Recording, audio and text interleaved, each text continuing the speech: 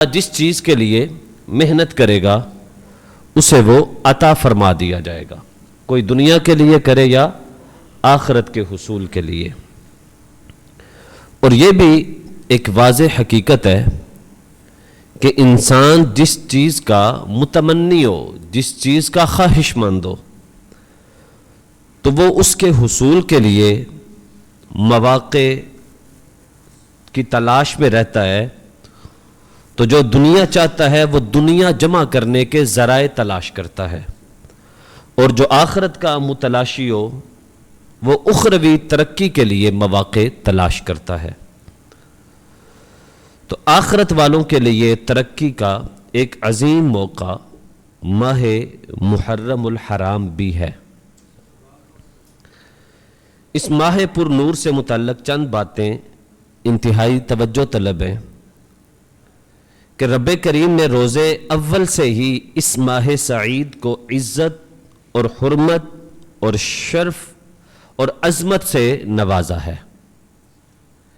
اس ماہ مبارک میں انبیاء کرام علیہ السلام کے متعدد عظیم واقعات رونما ہوئے، پھر نبی آخر الزماں جان عالم صلی اللہ علیہ وآلہ وسلم، صحابہ کرام اور اہل بیت عظام رضوان اللہ تعالی علیہم اجمعین کے بھی کئی ایسے واقعات ہیں جو امت کے لیے ہدایت، تربیت اور نصیحت کا عظیم نمونہ ہے۔ یہ قمری تقویم میں نئے سال کا پہلا مہینہ ہے جو خود احتسابی اور آئندہ سال کے لیے بہتر لاہ عمل اپنانے کا بھی ہمیں درس دیتا ہے۔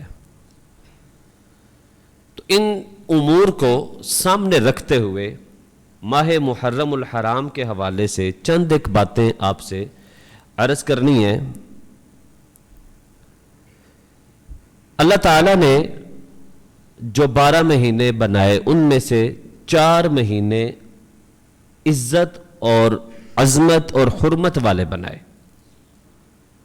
یہ وہ 4 ماہ تھے جن میں کفار بھی لڑائی اور جھگڑے نہیں کیا کرتے تھے۔ ان 4 ماہ میں سے ایک مہینہ جسے محرم الحرام بھی کہا جاتا ہے، اور اس کا معنی ہے حرمت اور تعظیم والا مہینہ، حرمت اور تعظیم والا مہینہ۔ اس ماہ سعید کے ایام ان بابرکت دنوں میں سے ہے جنہیں اللہ تعالیٰ نے قرآن حکیم میں ایام اللہ یعنی اللہ تعالیٰ کے دن ارشاد فرمایا ہے۔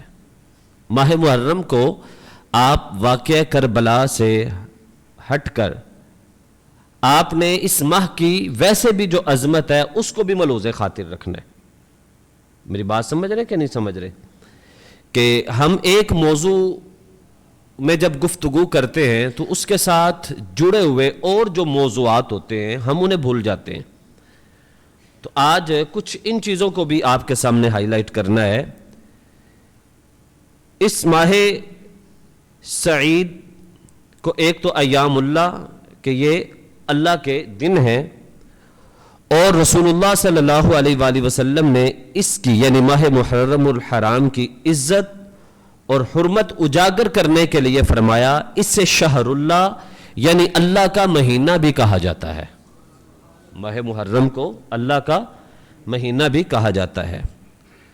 محرم کی شان و شوکت اس بات سے بھی ظاہر ہوتی ہے کہ رسول اللہ صلی اللہ علیہ وآلہ وسلم نے اس میں روزے رکھنے کا شوق دلایا، خاص طور پر اس کی 10 تاریخ اور اس کے ساتھ 9 یا 11 یعنی 9 اور 10 کا روزہ رکھیں یا 10 اور 11 محرم کا روزہ رکھیں۔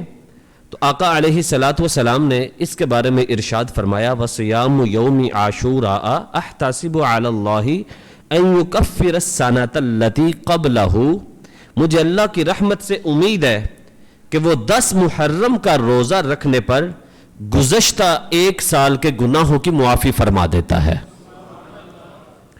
تو 10 محرم الحرام کے روزے کی بھی یہ فضیلت ہے کہ اس کو رکھنے سے اللہ تعالیٰ ایک پچھلے سال کے گناہ معاف فرما دیتا ہے۔ تو اس روزے کی برکت سے صغیرہ گناہ معاف فرما دیے جاتے ہیں، اور اگر کسی کے صغیرہ گناہ نہ ہو تو اس کے کبیرہ گناہوں میں تخفیف کی امید کی جاتی ہے، اور اگر کسی کے کبیرہ گناہ بھی نہ ہو تو اللہ تعالیٰ اس کے درجات میں بلندی پیدا فرما دیتا ہے۔ بات سمجھ رہے ہیں آپ؟ ماہ محرم الحرام سے اسلامی سال کا آغاز کب ہوا، یہ آپ لوگوں کے لیے ایک علم کی بات ہے۔ حضرت سیدنا عمر فاروق اعظم رضی اللہ تعالی عنہ جب خلیفہ بنے تو صحابہ کرام علیہم الرضوان نے نئے کیلنڈر کا آغاز کیا، تو سب کی اتفاق رائے سے یہ بات طے ہوئی کہ ہم قمری سال اسلامی سال کا آغاز ماہ محرم الحرام سے کیا کریں گے اور اس کا اختتام ماہ ذوالحج شریف پہ کیا کریں گے۔ تو یوں اس کا آغاز جو ہے، جس طرح عیسوی یعنی شمسی جنوری فروری، اس کا جناب عیسیٰ علیہ السلام سے آغاز ہوا عیسوی سے، اس لیے اس کو عیسوی کہا جاتا ہے، اور جو اسلامی ہے اس کا آغاز حضرت سیدنا عمر فاروق اعظم رضی اللہ تعالی عنہ کے دور خلافت میں ہوا۔ بات سمجھ آ رہی ہے آپ کو؟ ماہ محرم الحرام کی عظمت اور رفعت کا ایک روشن پہلو یہ بھی ہے کہ اس کے مبارک ایام، خصوصاً یوم عاشور یعنی 10 محرم جو ہے، اس کو متعدد محبوبان خدا سے ایک نسبت ہے۔ وہ کیسے؟ یوم عاشور کو یعنی 10 محرم کو کئی انبیاء کرام علیہم الصلوات و تسلیم کے عظیم الشان واقعات رونما ہوئے، جیسا کہ اسی روز یعنی 10 محرم کو حضرت سیدنا آدم علی نبینا و علیہ الصلاۃ والسلام کی توبہ قبول ہوئی اور اللہ تعالی نے آپ کو مزید عزتوں سے نوازا۔ 10 محرم کے دن آپ کی توبہ قبول ہوئی۔ اسی مبارک دن میں حضرت سیدنا نوح علی نبینا و علیہ الصلوات و تسلیم کی جو کشتی ہے وہ جودی پہاڑ پہ ٹھہری تھی، یوں آپ کو اور اہل ایمان کو عالمگیر طوفان سے اللہ نے نجات عطا کی، اور جو دشمنان اسلام تھے، ایمان کے تھے، ان کو اللہ تعالیٰ نے اس طوفان کے اندر غرق کر دیا۔ یوں 10 محرم کو حضرت نوح علیہ السلام کی کشتی جودی پہاڑ پر آ کر ٹھہری، 6 ماہ وہ سیلاب میں تیرتی رہی، اور جس دن وہ ٹھہری وہ یوم عاشور یعنی 10 محرم کا دن تھا۔ اسی طرح 10 محرم کے دن ہی حضرت موسیٰ علیہ السلام اور آپ کی قوم کو اللہ تعالیٰ نے بنی اسرائیل کا جو دریا تھا اس میں سے 12 راستے عطا فرما کر آپ کو نجات دی، اور فرعون اور اس کے حواریوں کو 10 محرم کے دن ہی اسی دریا میں غرق کیا، نیست و نابود کیا۔ تو یوں 10 محرم کو جناب موسیٰ علیہ السلام کو فرعون سے نجات ملی، اور 10 محرم کے دن ہی فرعون اسی پانی میں غرق ہو کر اللہ تعالیٰ کے عذاب کا سبب بن گیا۔ اسی طرح حضرت سیدنا ابراہیم علی نبینا و علیہ الصلوۃ والسلام اور جناب سیدنا عیسیٰ علی نبینا و علیہ الصلوۃ والسلام کی پیدائش 10 محرم کے دن ہی ہوئی تھی۔ جناب ابراہیم علی نبینا اور حضرت عیسیٰ علیہ السلام کی پیدائش کس دن ہوئی؟ 10 محرم کے دن ہوئی۔ اسی طرح ماہ محرم ہمارے پیارے آقا صلی اللہ علیہ وآلہ وسلم اور آپ کے صحابہ و اہل بیت اطہار کی کئی یادگاریں جو ہیں وہ اس کے ساتھ جڑی ہوئی ہیں۔ اعلان نبوت کے 7ویں سال محرم الحرام میں ہی کفار مکہ نے حضور علیہ الصلوۃ والسلام اور آپ کے خاندان کے عالی شان کو ایک گھاٹی میں محصور کر دیا، جسے شعب ابی طالب کہا جاتا ہے۔ 3 سال آقا علیہ الصلوۃ والسلام کو شعب ابی طالب میں کفار نے جو محصور قید کر کے رکھا، اس کا آغاز بھی محرم الحرام کے مہینے میں کیا گیا۔ اسی طرح ہجرت کے 5ویں سال اسی ماہ مقدس میں رسول اللہ صلی اللہ علیہ وآلہ وسلم نے غزوہ ذات الرقاع کے لیے تشریف لے گئے۔ البتہ کفار مرعوب ہو کر پہاڑوں میں چھپ گئے اور جنگ کی نوبت نہ آئی، اور اسی موقع پر سب سے پہلے حضور علیہ الصلوۃ والسلام نے نماز خوف ادا فرمائی، تو یہ بھی محرم الحرام کے مہینے میں ہوا۔ اسی ماہ سعید میں 7 ہجری کو آپ صلی اللہ علیہ وآلہ وسلم کو یہودیوں سے جہاد کے لیے روانہ ہوئے اور اللہ تعالیٰ کی مدد سے شاندار فتح بھی اللہ نے مسلمانوں کو عطا فرمائی۔ خلافت صدیقی یعنی حضرت ابوبکر صدیق رضی اللہ تعالیٰ عنہ کی خلافت میں 12 ہجری کو اس مہینے میں ایرانی گورنر ہرمز اس کی فوج کو شکست ہوئی اور وہاں اسلام کا سورج طلوع ہوا، تو حضرت ابوبکر صدیق رضی اللہ تعالیٰ عنہ نے ایران کو فتح کیا اور یہ 12 ہجری ماہ محرم الحرام میں ہوا۔ اور مشہور قول کے مطابق اسلام کے دوسرے خلیفہ حضرت سیدنا عمر فاروق اعظم رضی اللہ تعالی عنہ کی شہادت بھی 1 محرم الحرام کو ہی ہوئی۔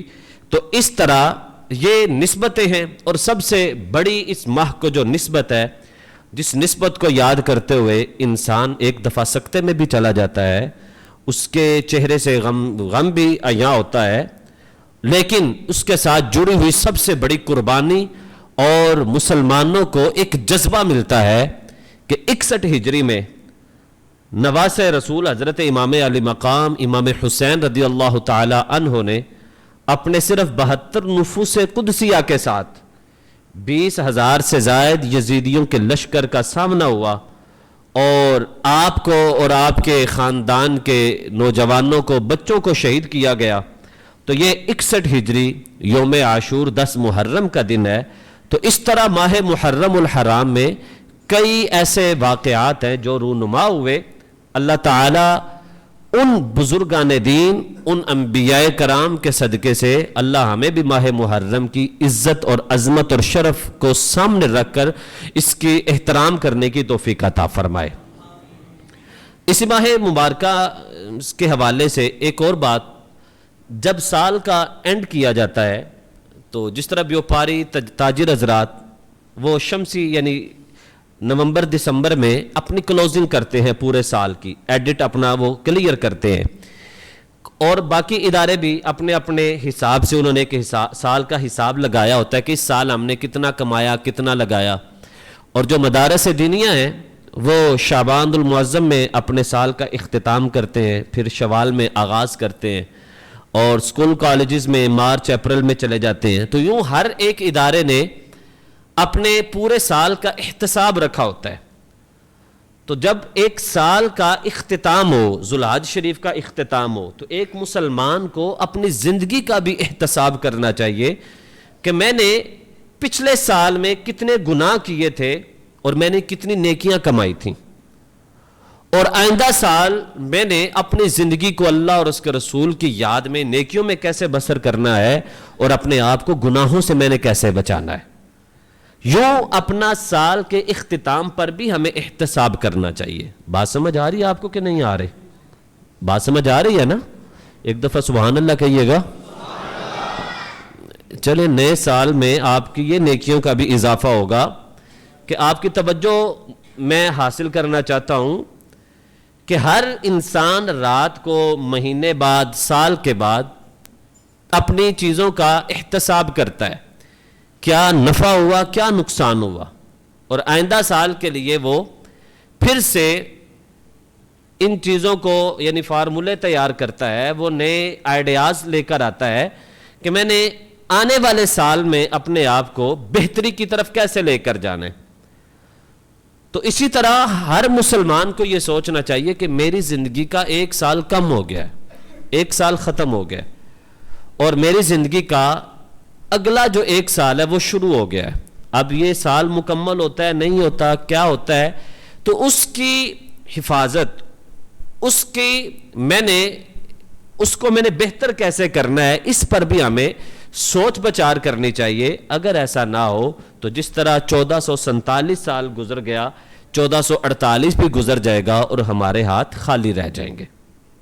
تو ایک یہ سبق آپ کو دینا تھا کہ اپنی زندگی کا احتساب کریں اور اپنا آنے والا اگلا سال وہ اللہ اور اس کے رسول کی رضا میں گزارنے کی کوشش کریں۔